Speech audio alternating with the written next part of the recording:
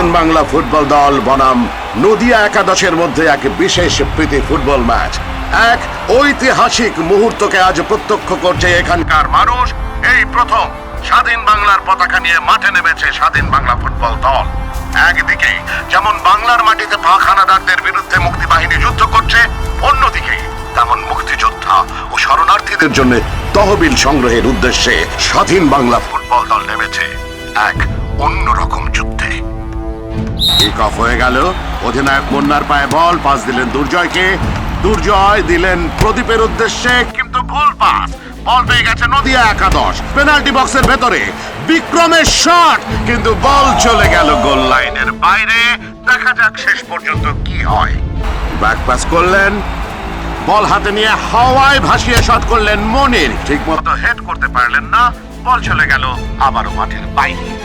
Throwing করলেন নদিয়া একাদশ, অমিতের পায়ে বল, পাস দিলেন বিক্রমের উদ্দেশ্যে, আক্রমণে নদিয়া একাদশ মধ্য মাঠ থেকে ভেতরে ঢোকার চেষ্টা, বল পেয়েছেন আদিত্য, এগিয়ে যাচ্ছেন, গোলের সুবর্ণ সুযোগ এবং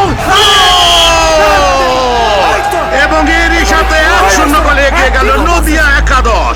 দর্শকদের মাঝে বিপুল উত্তেজনা, একটু শৃঙ্খলার অভাব লক্ষ্য করা যাচ্ছে, সেই সুযোগ কাজে লাগিয়ে কিন্তু খেলছে নদিয়া একাদশ। বল পেয়েছেন অধিনায়ক মুন্না, একজনকে কাটালেন, পাস দিলেন দুর্জয়ের উদ্দেশ্যে, চমৎকার করে কাটিয়ে ভেতরে ঢুকছেন দুর্জয়, এগিয়ে যাচ্ছেন দুর্জয়, আরো একজনকে কাটালেন, দুরন্ত গতিতে এগিয়ে যাচ্ছে দুর্জয়, আবারও কাটিয়ে ঢুকে পড়েছেন পেনাল্টি বক্সের ভেতরে।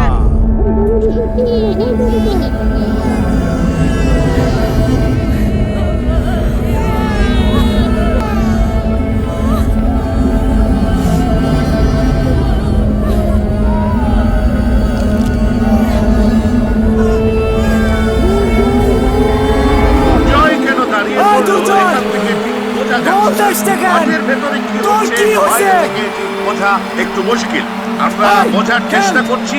যাই হোক, বোঝা যাচ্ছে দুর্জয় আবার খেলায় ফিরছেন। মাঠে নামার পূর্বে স্বাধীন বাংলা একাদশের মধ্যে যে উত্তেজনার ছাপ আমরা দেখতে পাচ্ছিলাম, খেলার মধ্যে কিন্তু এখনো পর্যন্ত সেই উত্তেজনার কোনো ছাপ আমরা দেখতে পাইনি।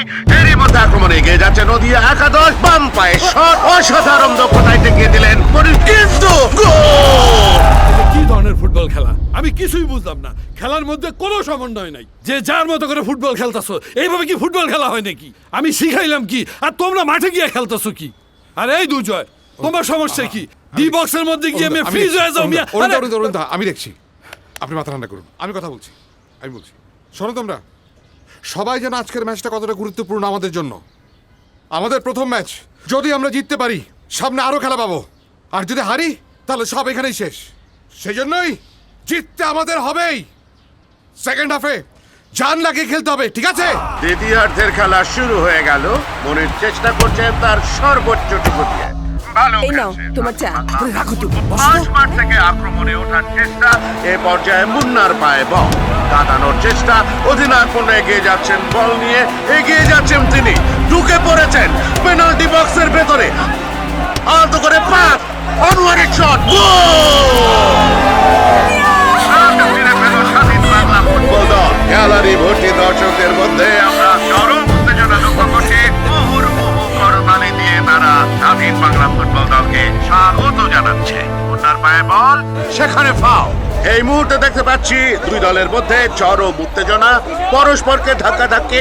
মুন্না এবং সুষময়কে হলুদ কার্ড দেখিয়ে রেফারি তাদেরকে সতর্ক করে দিলেন। ফ্রি কিক স্বাধীন বাংলা ফুটবল দলের অনুকূল। কিক নেওয়ার জন্য প্রস্তুত হচ্ছেন দুর্জয়, দৌড় শুরু করলেন দুর্জয়, ডান পায়ের শট, কিন্তু না, আমরা দেখতে পাচ্ছি খেলোয়াড়ের পরিবর্তন হচ্ছে, হতাশ হয়ে দুর্জয় চলে যাচ্ছেন মাঠের বাইরে।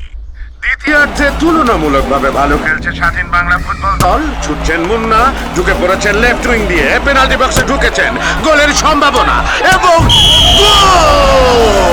খেলায় সমতা ফিরল 2-2 গোলে। নিজেদের দারুণ ভাবে ফিরে পেয়েছে স্বাধীন বাংলা ফুটবল দল।